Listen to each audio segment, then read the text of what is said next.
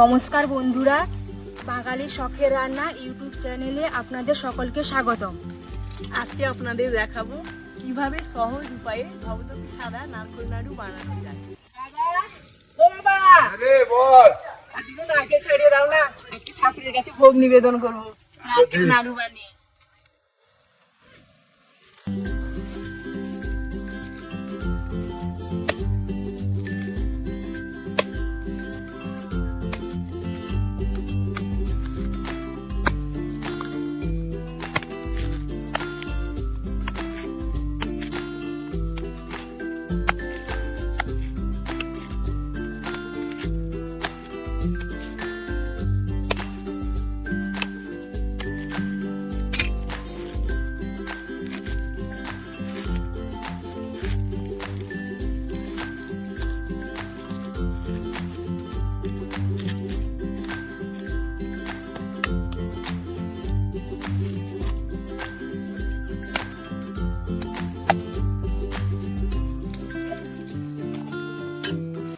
কত ভালো নারকেল, পুষ্টি নারকেল, কত বড়।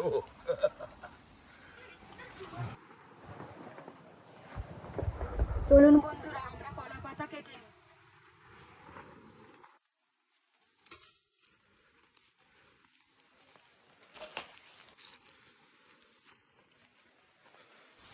ভাঙা নারকেল গুঁড়ো কুড়ে ফেলি।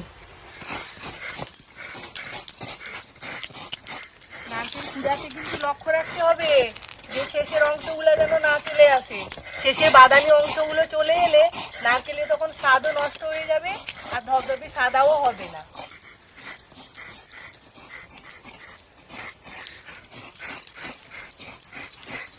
আর কুড়ার সময়ও দেখতে হবে যেন উপরের মাংসগুলো না চলে আসে।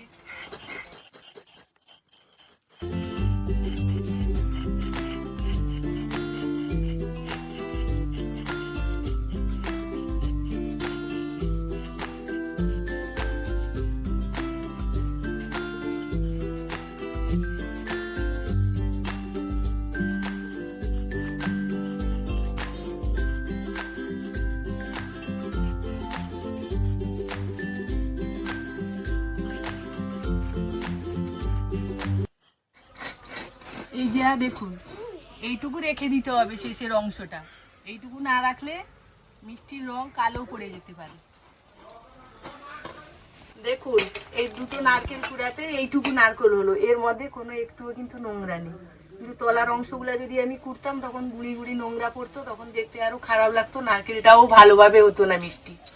এতে পরিমাণ মতো চিনি দেবো, মোটামুটি এইটুকু হয়েছে, তাতে 500 গ্রাম মতো চিনি লাগবে। এই দেখুন চিনি দিচ্ছি, মানে আন্দাজ করেও দিতে পারেন। এই কাপে ধরো আমরা 1 কাপ, 2 কাপ, এই 3 কাপ চিনি দিলাম। 3.5 কাপ, 4 কাপ, আপনারা যতটুকু নারকেল ইয়ে করবেন সেই মতো চিনি দেবেন। তারপর এটাকে ভালোভাবে একটু মাখিয়ে নিতে হবে। মাখিয়ে এটাকে 5 মিনিট মতো রেখে দিতে হবে।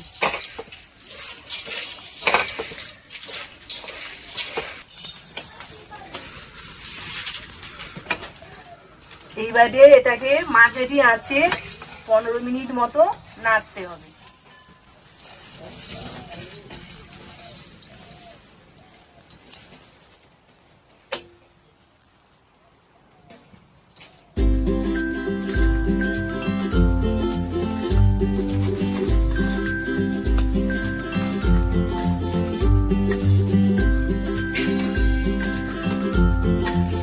এলাচের ভেতরের অংশটা থেতো করে মিষ্টিতে দেওয়া হবে, বাইরের অংশটা দেওয়া হবে না।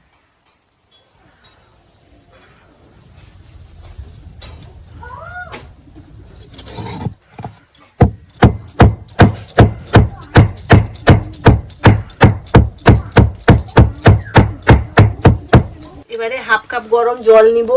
1/2 কাপ গরম জলে 1 চামচ আমুল দুধ নিলাম, আপনারা গরুর দুধও দিতে পারেন। তারপর এটাকে ভালো করে মিশিয়ে নিলাম।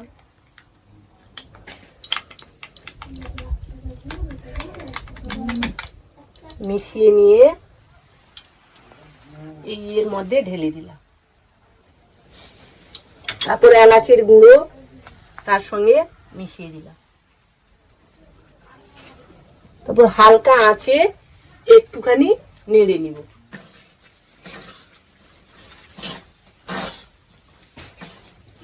কি গো মা, আর কত সময় লাগবে? না রে, হয়ে গেছে। দাঁড়া দাঁড়া দেখছি, দাঁড়া।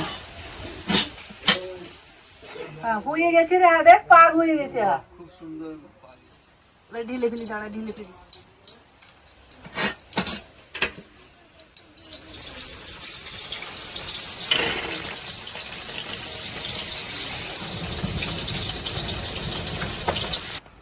একটু ঠান্ডা হয়ে গেলে এটাকে ভালোভাবে ঠেসে নিতে হবে, মানে হাতে যেন সহ্য হয় আর কি। ঠেসে নিলে ভালো করে মিষ্টিটা গোল করতে সুবিধা হবে এবং দেখতেও ভালো লাগবে।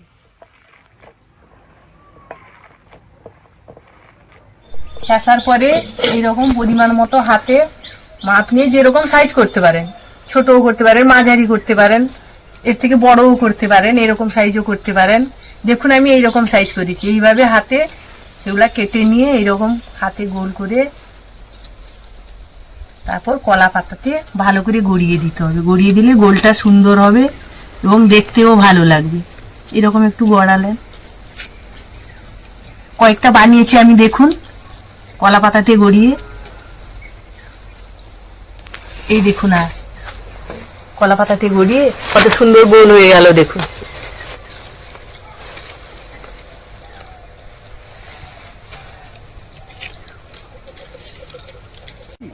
মিষ্টি তৈরি হয়ে গেছে, ভেঙে দেখাচ্ছি, দেখুন কত ভালো লাগছে ভেতরের অংশটা। এবারে চলো ঠাকুরের কাছে ভোগটা দিয়ে দিই।